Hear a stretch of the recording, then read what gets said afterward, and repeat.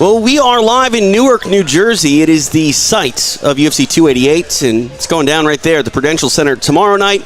Championship on the line in our main event as Aljamain Sterling looks for another defense when he takes on a familiar face to many.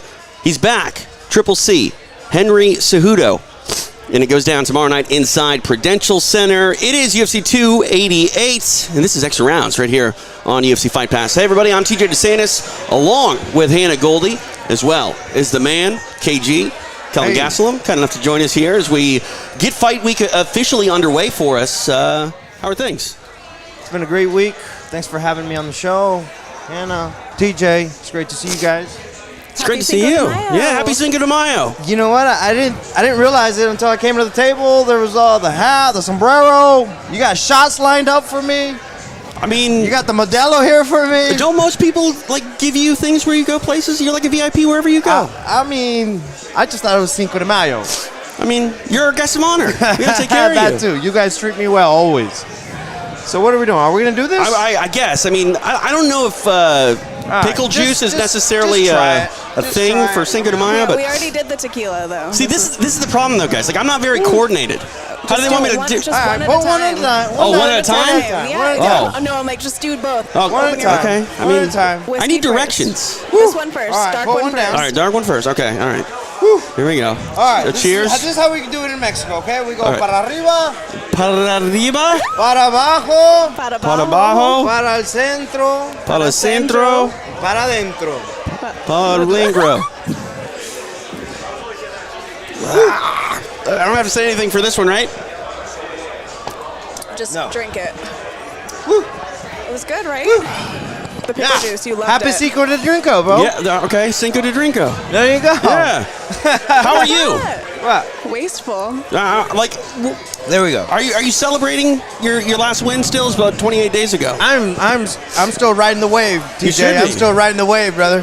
You should be. Big win over Chris Curtis. What was Miami like, though? That building was on fire that night. Miami was amazing. Yeah. Miami was amazing. The whole week was amazing. The whole process during that whole week was amazing. So I had a lot of fun, man. It was cool. I want to fight there every year if I can. I mean, why not, right? It was good enough. Dude, Do you it was feed off the awesome. energy generally? Sorry? Do you feed off the energy? Bro, that for was the my round? first fight with people, with a crowd since 2019. That's crazy. I didn't think about that. And I was so looking forward to fighting in front of a crowd. And once I got in front of the crowd, I did something I've never done. I sat there and I just kind of looked at everybody and really took that in. And it was cool. It was really cool. I had never done that before. Yeah. Talk a little bit about the fight. There was some controversy. Like, he thought that he should earn the judge's decision. I thought you won the fight. I watched the fight this morning in preparation. I thought you won the fight. Yeah, I guess he complained about the headbutt, and I didn't even feel the headbutt in the fight. You know, I just saw him drop, and I'm going for the finish. I don't care what happened. Yeah. You That's know, what you gotta do, right? we're in kill mode. Right. You know, and yeah, other than that, I don't think it influenced the fight at all. I think everybody saw it pretty clearly. I mean, even one judge gave me all 3 rounds. Right. Granted, he did win that round, but it was so close that, one judge actually gave me the round. Yeah, I don't think it was a robbery. You know what I mean? Like, that's the thing that I think people sort of mistake. There are close fights where they could have gone either way, and then there are straight up robberies. Listen, I've been on the other side of those too, right. and which have been pretty clear. But I'm not going on Twitter rampage after that. You haven't seen me do that. No. Did Chris do that? A little bit. He was trying to make his argument, right? Sure. It's one of those. Which is respectable. I guess I heard he was gonna appeal it. How often? You can't appeal a close decision. I'm pretty sure I tried to do that as an amateur one time, and it was just a colossal waste of time. Did they acknowge your existence? I don't even know why would you try to do that. Because I feel like that's the thing. Even if you have a good argument where something incidental happens, like, I hate to say it, but shit happens in fights. You know what I mean? It does. That's what happens when you Unless it goes to the it's really judges. convincingly, like we saw in the Bobby Green and Jared Gordon one. I mean, that one really was the result of the headbutt. Yeah, no, 100%. And, they did right by it. You know what I mean? Yeah. They did what they needed to do. Any idea what's next for you, Kelvin?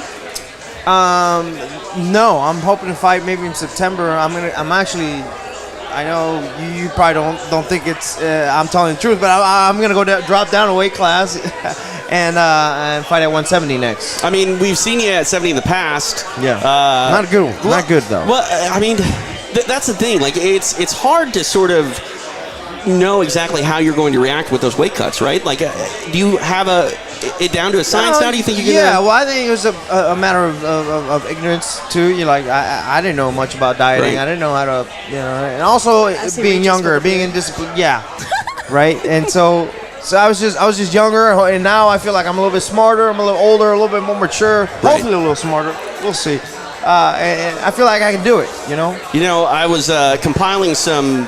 I know that I can do of it. your accomplishments today, and it hit me. You've been in the UFC for a decade already. Like, it's hard to sort of slow down time and take a look at it. But 10 years in the UFC, you got that huge win over Michael Bisping. You're a guy who comes and takes bonuses when they're on the line. 8-time bonus winner. And we mentioned you just beat Chris Curtis. Also, you're the victor of your season of The Ultimate Fighter.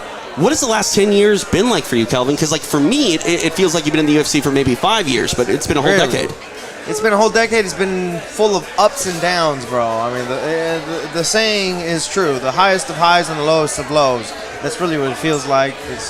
I've been through it all at this point, So now I feel like I've got everything it takes to be able to do what I've always wanted to do, which is win a world championship. I've got all this experience. I've got all this knowledge. Now we're putting it all together in a very methodical way, and I feel like I have the recipe for success at the moment. He's also doing the commentating thing as well. You've commentated combat jiu-jitsu with me in the past. I saw you working down in Mexico. Was it UWC? Budo Santos Championship. Yeah. It airs on Fight Pass. Right, yeah. And they're Mexican. It's a premier Latin American and Mexican league. Like, it's really a feeder program for the UFC. The fights and the events that they're putting out there is incredible. I mean, Hannah's getting into this side of things. You got any advice for her? I mean, you worked with me in the past. I know I'm a pain in the ass. You got any advice for her? I already know that. Well, she's probably done it less than I have, but she's probably better than I am by now. It takes a lot of practice. That's it. Just practice. I talk good sometimes. There you go. Yeah. She's prettier on camera than you are. That too. At least to me. But that's in the eye of the beholder. Smile and giggle. Smile. I don't have that pleasure to do that, but yeah. I mean, sometimes I do. It doesn't work. It doesn't work. Exactly. I try. Yeah. Giggle. Yeah. No. That was creepy. I'm sorry. Yeah, don't do that again, please. You live and you learn, right? Yeah. You can't run until you walk. I'm happy that you went for it. Honestly. I mean, you have to. What else are we going to do, right? That's true. So, big fight coming up Saturday night. Aljamain Sterling defending against Henry Cejudo. Who are you going with? What do you think I'm going with? I think you're going with Henry Cejudo, right? Triple C, I saw his last training session before he came out for Fight Week. Yeah? Man, I was blown away. I was super impressed. I mean, the guy is as sharp as can be, if not sharper than before.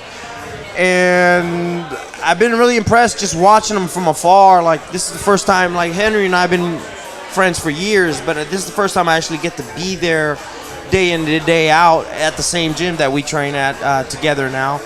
And actually see him put in the work, actually see him make that transformation mentally and also physically. I mean, the guy looks incredible, and it's been really, really cool. What do you think about the way he markets himself? I mean, he's Triple C, the king of cringe. Sure. I mean, it doesn't.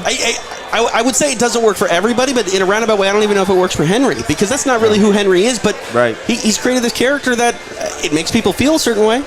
Yeah, I don't know. I mean, to each their own, and I like what he's been doing. If I could do it, I would do it. I just can't come up with a cringy character at the moment. Okay. Maybe soon. Hang out with me long enough. I'll give you an example. Wait.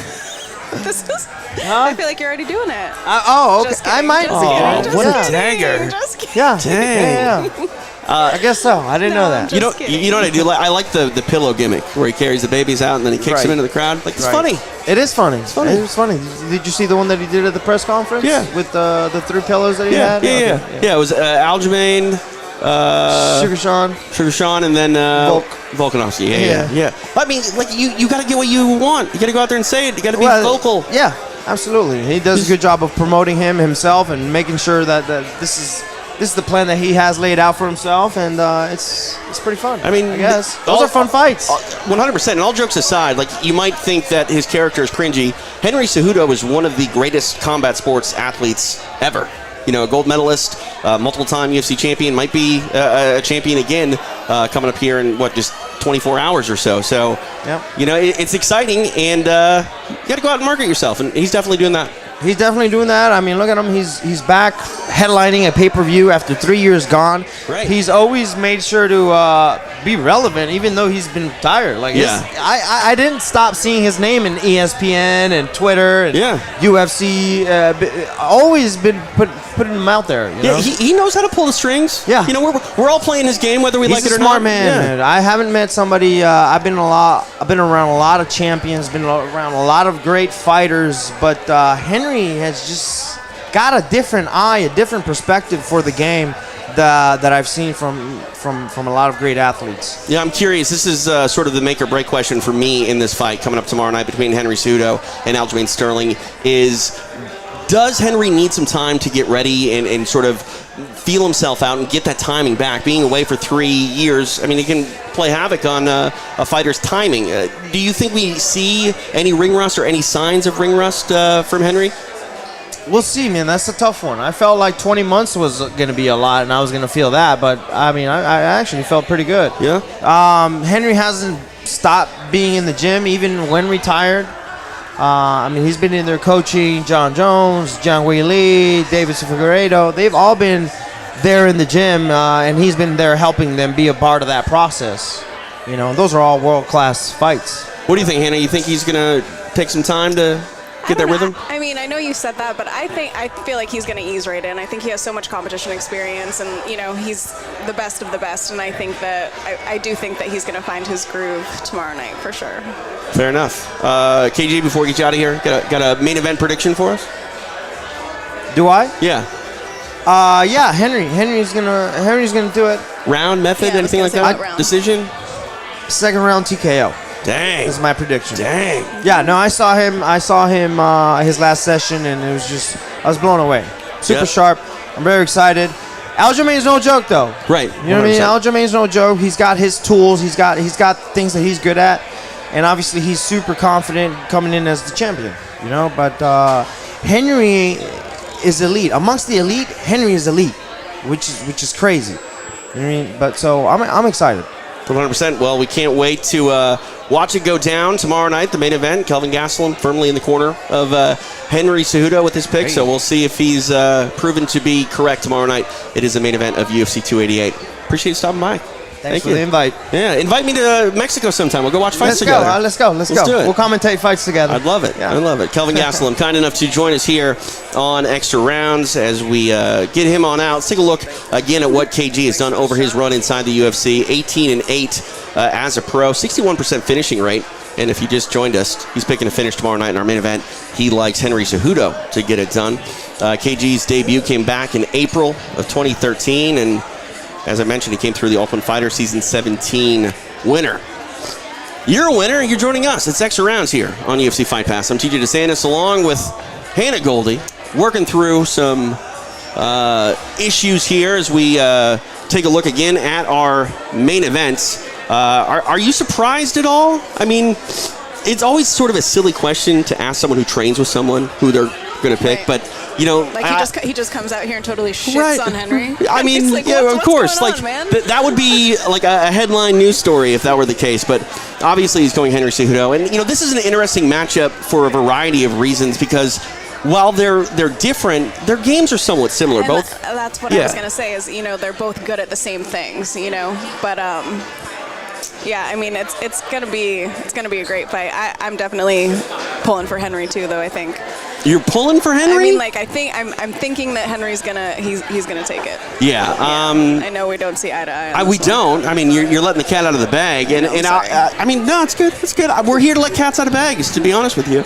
Let's talk a little bit about it because I see it, going the other way. I think Aljamain Sterling. By the way, I'm going to sniffle a lot today, ladies and gentlemen. I just took a shot of something that I don't know, so I apologize. Are you allergic? No, I'm not allergic. Okay. I just am a 4-year-old and I have the sniffles, so maybe someone can give me a Kleenex at some point. But let's talk about why I think that this fight is going to go the way I think it's going. Let's talk about why I'm going to be right. I mean, I don't know. I'm not that bold. I'm not that confident. I know. But in Miami, we kind of dropped the ball. Maybe.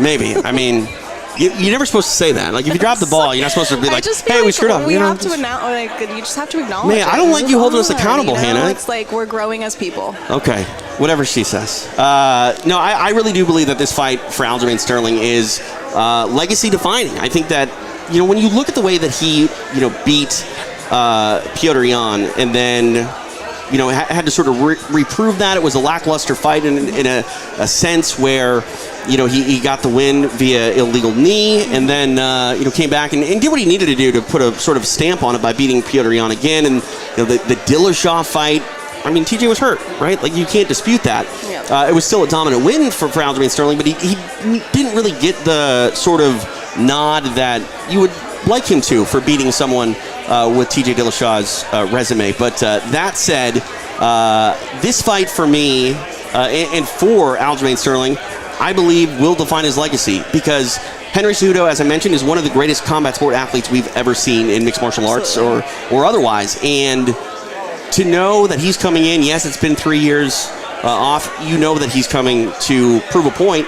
And if Aljamain Sterling is able to get past that, we're going to start to actually see people look at Aljo as the rightful king that he is at this division. He's not going to have that chip on his shoulder anymore. Right. Well, he might still have the chip, but I mean, it might not be deserved, if you will. You know what I mean? Because like some people need to have that chip. Like Kamaru Usman's a guy who always wanted to be doubted. I don't know why. I don't think anybody really ever doubted him. You love a good underdog story, right? Like but when you're the favorite in every fight, he's like, nope, I'm not. Yeah, when you go to the sports book and you're like, oh, dang, 3-1 favorite again. Everybody doubts me. Yeah. It's like, it's not how math works. Something's not adding up. Right, but I don't know. I think for Aljo, this is a fight that's going to be interesting too because when we saw him fight Petr Yan down in Florida, it was interesting to see an American booed when he's fighting a Russian on your home soil. If Aljamain Sterling is not the fan favorite walking into Prudential Center on Saturday, like I can't prognosticate anything in mixed martial arts because he's fighting in the shadow of his hometown. Literally, this is like his space. Right, he's fighting the guy that calls himself the king of cringe. Yeah. You know what I mean? So like, what more do you got to do to be the fan favorite? He's like, can I be the less cringy one this time? Right, yeah. So, you think that'll be a factor at all? You think the fans? I mean, we talked about this, in Miami too. Yeah. I think fighting in front of your hometown can go one of two ways. It can gas you up and really, add fuel to the fire, or it can put a lot of pressure on you too. Like you have to perform. Not only does he have to perform against Henry Cejudo, which in itself is a huge task, but he also has to, have all the pressure of everybody here, like, watching him, wanting him to win, and that's a lot. Hometown pressure is a lot, but it also is, an unbelievable energy at the same time. Have you fought in your hometown? I mean, like in Orlando, not necessarily, but in Florida, right, I've had fights where it felt like I was home. Florida's deceiving too. Like you think it's not a very big state, and then you drive for an entire day and never get out of it. It's huge. Yeah. Pensacola is like a complete. It literally is a different state. Pensacola's Alabama, pretty much. It is exactly, but it's still Florida. It is technically. It's a huge state. Yeah. No. We'll see. We'll see how Aljo reacts to the fans. Take a look at some of his accomplishments as of late. Again, he is your bantamweight champion. MMA record 22-3, finishing rate of 50%. Been in the UFC since February 22nd of 2014, and he's tied for the most bantamweight wins at 13 with TJ Dillashaw. So he's hoping to break that tomorrow. Again, standing opposite of him is Henry Cejudo, the former. Well, actually, still not. Former. You can't ever stop being an Olympic gold medalist. So still a gold medalist in wrestling. 16-2, finishing rate of 50%. And that's the thing. Like Kelvin's picking a finish. I too am picking a finish. I think Aljamain gets it done via submission. I think that we're going to see a scramble. I like Aljo to get on the back, and I like him to maybe catch something. But if this fight goes the distance, it would not be surprising at all, and then the judges are going to have to sort it out. Yeah, I think my pick is Henry via decision. I think that's what I'm going with. All right. Why are you such a contrarian? I just feel like I just can't agree with you all the time, or ever. That's not a good answer. I was going to ask you, though, what do you see for Henry? Regardless, do you think he's going to stay active after this fight? Do you think he's going to retire again? I think if he wins, he'll stay active. I guess the question is, if he comes up short, how does he come up short? Is it a close decision? I think that will be a determining factor. But I do believe that Henry is correct in the idea that if he wins this fight, captures the belt, why not go up and fight Volkanovski? Like, those are the things that you need to do if you want to keep people interested in you. And not that there isn't exciting fights for Cejudo at bantamweight, but I feel like if he beats Aljo, it says something, and let's see the next sort of spectacle if we can. Absolutely, especially after being away for 3 years. Yeah. You know, to come back in and beat the champ, that says something.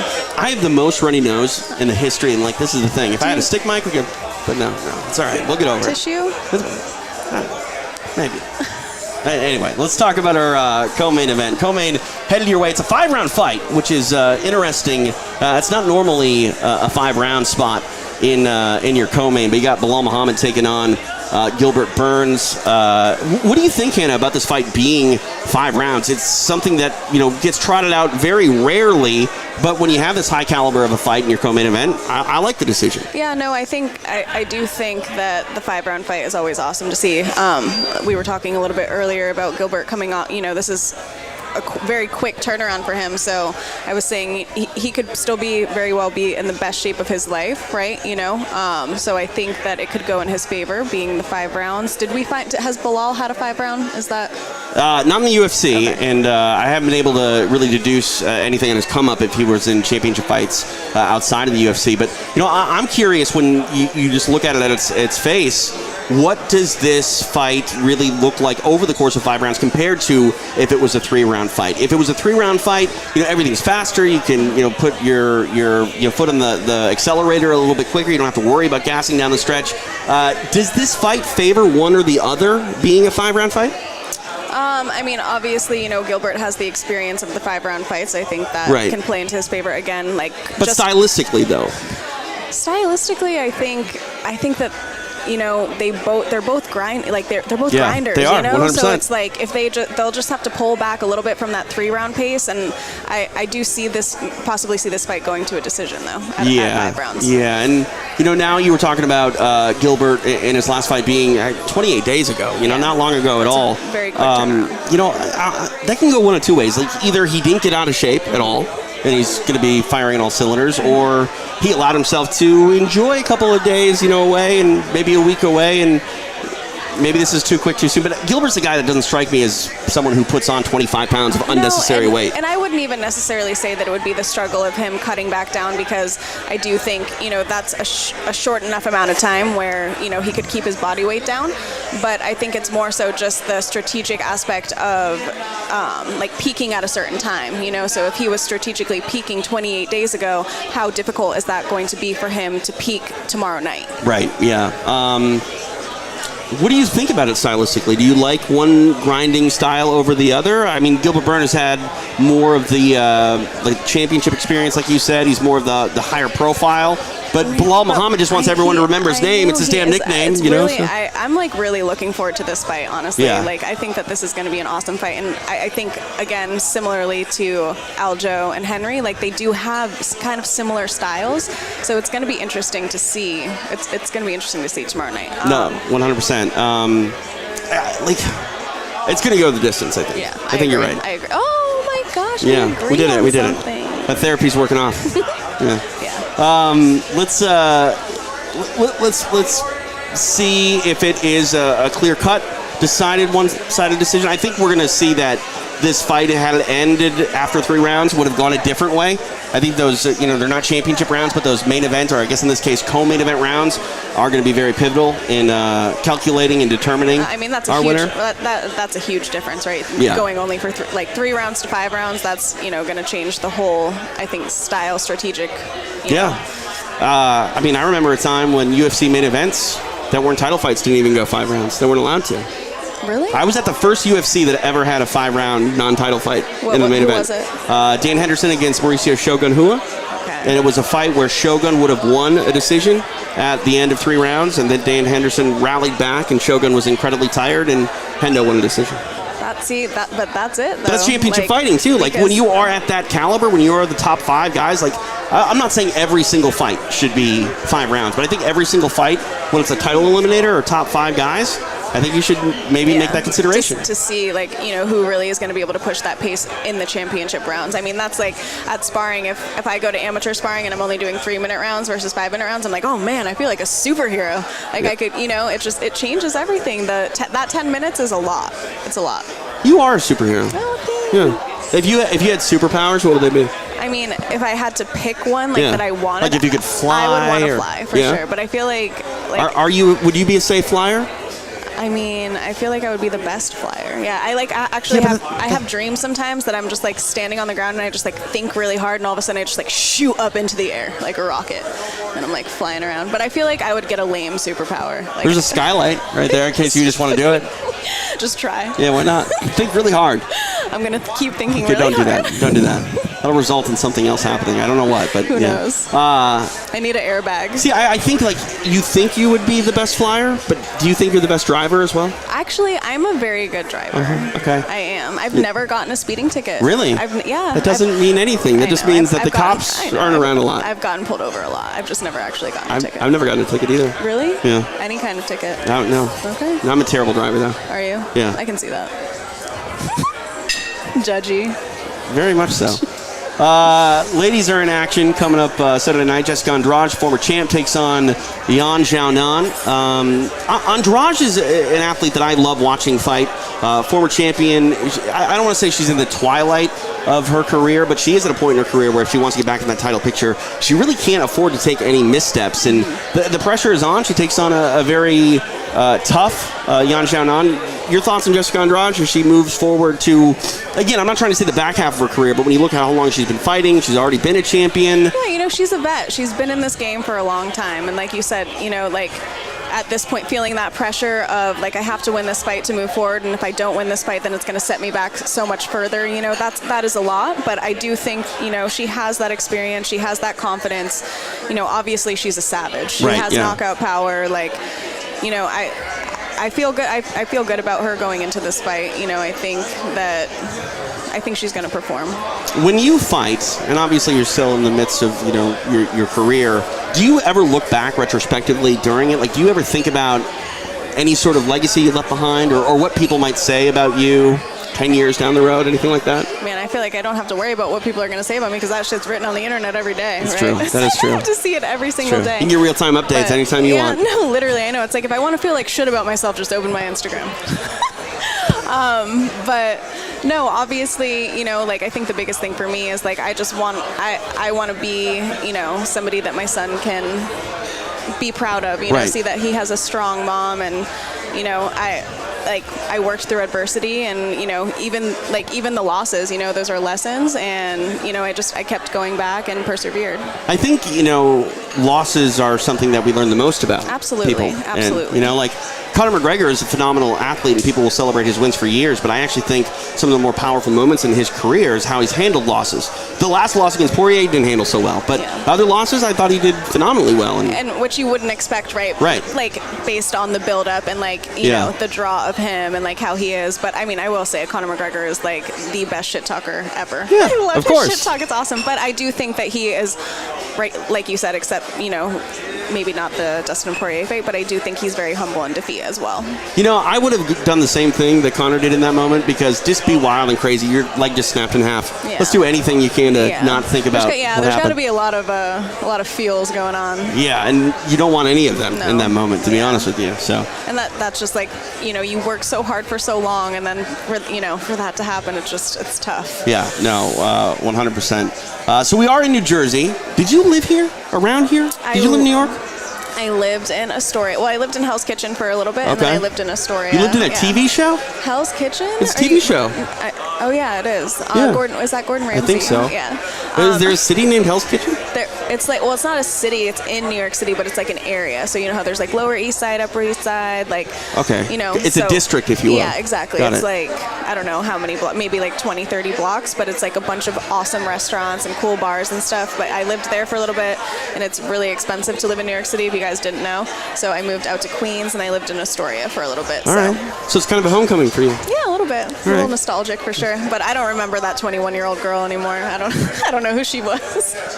Well, for a long time, the UFC couldn't go to New York. They were kind of, you know, stuck doing shows here in New Jersey, which ultimately led to New Jersey having a huge impact on mixed martial arts and its evolution. As we return tomorrow night here inside Prudential Center, I just want to look back a little bit and, you know, look at how we kind of got to this position. If you look at New Jersey by the numbers, This will be the 20th event taking place tomorrow night.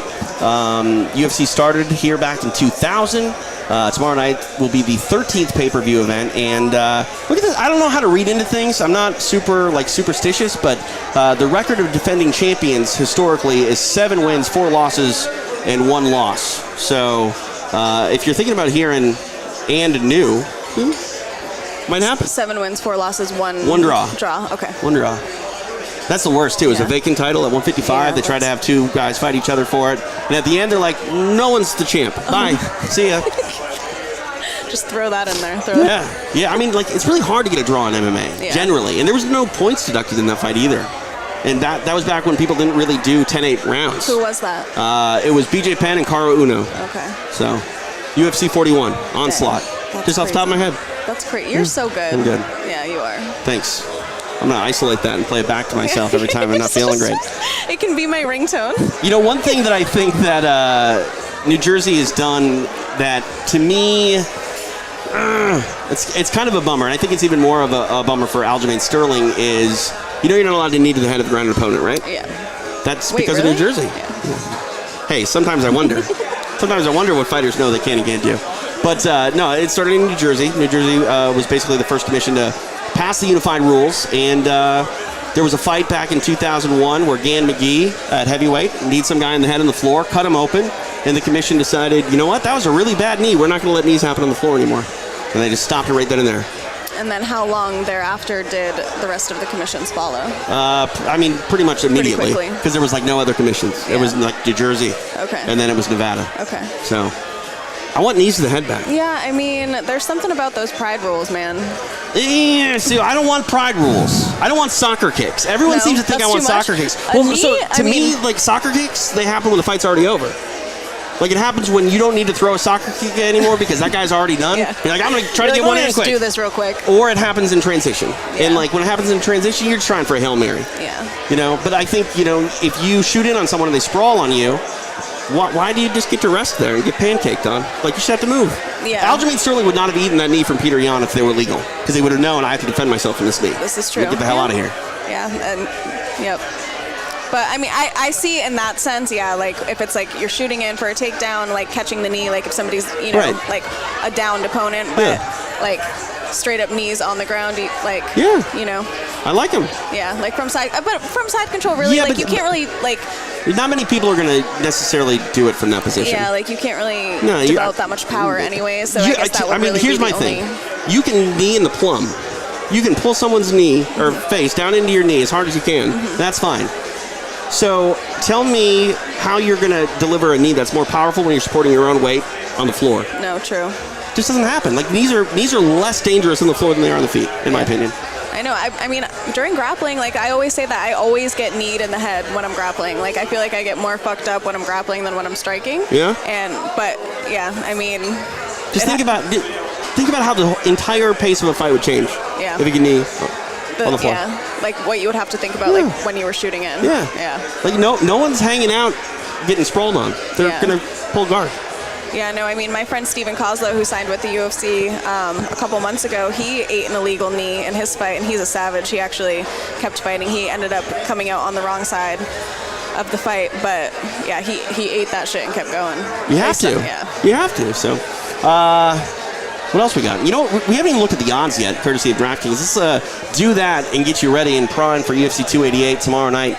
Championship on the line in the main event. Aljamain Sterling defends against Triple C. Henry Cejudo. Kelvin Gastelum might want to give some eyeballs on this line. It's a little bit disrespectful to Henry, I think. He's a former champion. He's even money right now. Even money for Henry Cejudo. I don't even know if you don't see that very often. Not even money generally. No, it's a pick and fight for a lot of ways. Aljamain Sterling minus 120. Bilal Muhammad, a slight underdog to Gilbert Burns. I actually thought Gilbert might be a little bit higher favorite. Plus 110 on Muhammad, minus 135 on Durinho. Jessica Andrade, minus 200 favorite over Yan Xiaonan, plus 165 coming back your way on Yan. Movsar Evelev, minus 900. 9-1 favorite for the Russian over Diego Lopez, plus 600 on Lopez. You got a Gracie back in the octagon, plus 145 on Crone Gracie. the favorite, Charles Jourdain, minus 175. How do you feel about that minus 900 favorite? I think that is bonkers. And I think that is a lot to do with the simple fact that Bryce Mitchell was supposed to be fighting him, and you get that change. Diego Lopez is no joke. He's Brazilian living in Mexico. He's a former, I guess, you win something one year, like Henry Cejudo did with the Olympics. You're always that year's champion. He's a former combat jiu-jitsu world champion in Mexico.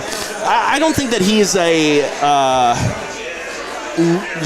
minus 600 or plus 600 underdog. I would put him at more maybe 3-1, 4-1. Okay. But it's gonna be a tough fight for him. I mean, anybody stepping up to a main card UFC fight when taking it on short notice, it's hard. He has a big record though. What, 22-5? Is that 21-5? 21-5. Okay. Yep. And then Evelev 16-0, flawless inside the UFC. We'll see what happens in that fight. And then I mentioned Crow Gracie back in action. He's been away from the octagon for quite a long time. I'm curious your thoughts on anybody, like we were talking about it earlier with Kelvin, the idea of ring rust. It seems to impact some and others not so much. I would think, though, for me, on the outside looking in, the ring rust would be more apparent in timing of striking. You look at Crone, he's a jiu-jitsu guy. Which is what I was that's what I was gonna lead into next. Does that benefit him, you think? To not have to deal, I mean, his focus at least isn't striking. Yeah, but I think that's, like you said, where the ring rust comes more into play, right? Obviously, in his world on the ground, if he gets to the ground, I'm sure he's been grappling, his entire life. So that is his comfort zone. But in order to get to the ground, we have to stand on the feet, and we have to get it there. We have to strike to get it there. So I do think that, that might be a little bit more prevalent for a jiu-jitsu player. Right. But we're gonna find out. Yeah, I'm very curious to see what Crone looks like in his return. There's something special about a Gracie fighting in the UFC in 2023. Yeah. The 30-year anniversary of the UFC. We all remember what Royce Gracie did in the early days of the UFC. For Crone, whose father is Rickson Gracie. Rickson, it's up to debate. You get to. I think everybody has their own favorite Gracie in the family. For many people, their favorite Gracie is Rickson Gracie, who, depending on who you asked, might have been the first choice for UFC 1, and they went with Royce, but I got on good authority that it was supposed to be Rickson. Take it for what you will. But Crone, upholding the family name, it's exciting. The one thing that I'm a little bit curious about is he really a fighter? He's got a UFC win. He was the first Gracie to win in the UFC since Royce, but I don't know if he necessarily has a passion and love for mixed martial arts the way that some of his other family members do. Yeah, and going against Jourdain's, he's a dog too. He's good. Right, yeah. So that's going to be a tough fight for him. And anytime you're fighting a Gracie, your opponent's going to be motivated to beat a Gracie. Yeah, you know what I mean? So. And stylistically, right? Like they want to make exciting matchups. Right. So. Yeah, and even if you're a ground guy, you probably don't want to fight a Gracie on the floor, right?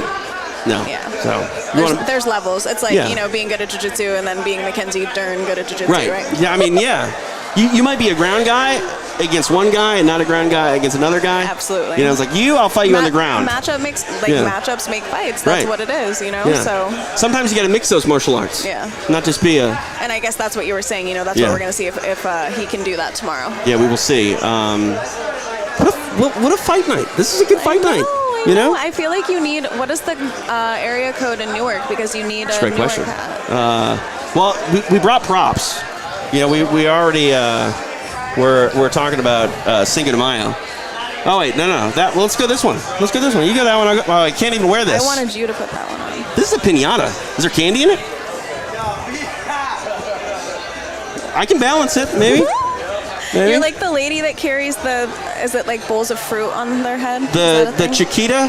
The Chiquita banana. Yeah, the Chiquita, You yeah. look so good. All right, let's go away with that one. All right, so we are in New Jersey, and this is our sort of theme when it comes to New Jersey is who are the wise guys of the UFC? I'm going to go over here real quick. The wise guys. Right, like over here. I can't really wear these with headphones. I know, you can't wear it with the headphones. Yeah. The wise guys. Hang on. You know what? Let's do this. This will be better. You stay there. There we go. Like this. Hi. Can you hear me? No, you keep those on. You keep those on. I don't get to wear the hat? No, you don't get to wear the hat. Fine. You know what? This is bad. All right, this is live radio, ladies and You're the gentlemen. wise guy. Yeah, no, so a wise guy, like someone that would be on like The Sopranos. You know, like Tony Knuckles over there. You know, like he's a wise guy. Yeah, so now I just feel like I need to think of the most Italian person in the UFC. I'm pretty Italian. My Are last you? name's Santis. Yeah. Really? Yes. That's That's offensive. Okay, well. I DeSantis. mean, okay. Yeah. You're so, like, not hairy, though. Okay, I'll take that. I thought you were going to go somewhere else, but I'll take that. You pick first. Who do you think is the biggest wise guy? I'm going to let you know tomorrow. We're going to come up with a whole list, Okay. but I'm going to sleep on it. I want people at home to let us know who they think might be the best wise guy. You know, it could be a number of things. It could be, you know, just personality. It could be nickname. It could be, I don't know, anything. Maybe they're not hairy. Maybe they are hairy. I need to find an Italian stallion. I'm right here. Okay, so can I just pick you? Yeah. Okay, TJ. Yeah. I did it. He's the wise guy. I mean, no one's ever called me smart before, so I'll take it any way I can get it. Yeah. I'm wise. Beyond my years. Synonym. A cinnamon? A synonym? Cinnamon roll? An enemy. An enema? Stop. Okay. Hard stop. Anyways. Wise, Yeah. You are the wise guy. I'm wise. Yeah. Yeah. Are we done? I don't know. I know we're hanging out tomorrow, We are. where we're going to reveal the wise guy list of the UFC. I'm going to come up with the wisest of the wise. Yeah? Yeah. Like top secret wise? Actually, maybe I should do I'll do like a poll on my Instagram tonight. Okay. I'm going to do it. How do you do that? I'll show you. Okay. You're so good with technology. How do you not know how to make a story? He's here like doing all this crazy stuff on the computer I don't before know. we start. That's easy. That's easy. Being social is really hard, and then you make technology how you be social, like that's even harder. Yeah, I feel like you're getting better though. Thank you. Yeah. Like I said, therapy's working out for me. Yeah, it is. Tomorrow, Fan Experience. We're going to be live, hanging out outside of the plaza near the Prudential Center. If you are going to the fights, please come out and say hello. Come say hi. Tell us who your favorite wise guys in MMA are, and take a photo with Hannah Goldy. See, like you might be a wise guy, like Hannah Goldy over here. I mean, I'm a little bit of a wise guy Yeah, for yeah, sure. you could be a wise guy. Yeah. Yeah. Like, what would your specialty be? If I was running a multi-level crime syndicate, what can I rely on Hannah Goldy to do for the business? Fuck it up. I swear, I always say I would literally be the worst person ever to commit a crime with because, like, I'm that girl that's like, you know how people like will like walk into like LA Fitness and like just try to like walk by without like paying the drop-in fee. Like I'll walk in and I just like feel like everybody's staring at me and I just like stop dead in my tracks and I'm like, I'll just pay it. I'll pay double. I'll do whatever you want. Did you just ask me if I knew what it was like in a gym? If what? If I knew what it was like in a gym, like a scenario in a gym? Was that You just did. You asked me if I knew what it was like at an LA Fitness. You do know. Do I know what it's like? I mean- do I look like I know what it might be like at an LA Fitness? I'm not trying to be judgy. I was just okay? saying, maybe you're the liar. do. Maybe you can be a liar. You do. You can be the liar for the company Well, I'm because you just saying pulled that off for you for a know month. how, yeah. But either any time, it's like I could never. I feel like I would be the worst person to commit a crime Yeah, with, so I yeah. can't be. I'm not the Soprano. So if you like sign a bill for something in your car, like you go pick up food, you like write the tip out and you give them the receipt, and you go home and you realize you have their pen, you turn around and bring their pen back, don't you? I like find them on Yeah, Instagram. I'm yeah. like, I'm so I have sorry. your pen. Yeah. Maybe not that bad, but Okay. I might like lose a couple minutes of sleep over it. Do you have siblings? I do. Did you tell on them No, constantly? I'm not a rat. Oh, you're not a rat. See? But see, I guess that's a. So we wouldn't call you Hannah That the would rat. be good. Yeah, Yeah, exactly. I'm loyal. All right. Could you go Yeah. take out the rats? Could you be Hannah the exterminator? I think I could. Okay, Yeah, exterminator. like I could fuck some people up that are Perfect. that do bad stuff, you know. I'm gonna be TJ the booger eater if I don't blow my nose soon. They're like my It'd drive son. me crazy. Like my son. Yeah. All right. I can't believe they haven't taken a hint and I- gotten you you, know. gotten you a napkin. They're like, he's on the air. It's fine. Don't worry about it. We'll figure it out. It looks good. Anyway, one more look at our odds over at DraftKings, which, by the way, is the official sports betting partner of the UFC. New customers can bet $5 and win $150 in bonus bets instantly. Download the app, use the code FIGHT PASS, and get in on the action today. All right. Table is set for UFC 288. It goes down tomorrow night inside the Prudential Center here in Newark, New Jersey. You're going to be watching on pay-per-view or in person. And again, if it's in person, come hang out. We're live at the Fan Experience tomorrow on the Plaza at the Prudential Center. Bring us some tequila shots for, well, I guess tomorrow's the 6th, but... Better late than never. Exactly. TJ loves tequila. I'm still going to be tasting the snot that's been rolling down my face the entire Snot show. shots. Oh, God, that's gross. It's really gross. I'm sorry. Yeah, all right. I'm a mom. I make booger jokes. Hey, they're the best jokes, to be honest with you. All right, for Hannah Goldy, I'm TJ DeSantis. We'll see you next time.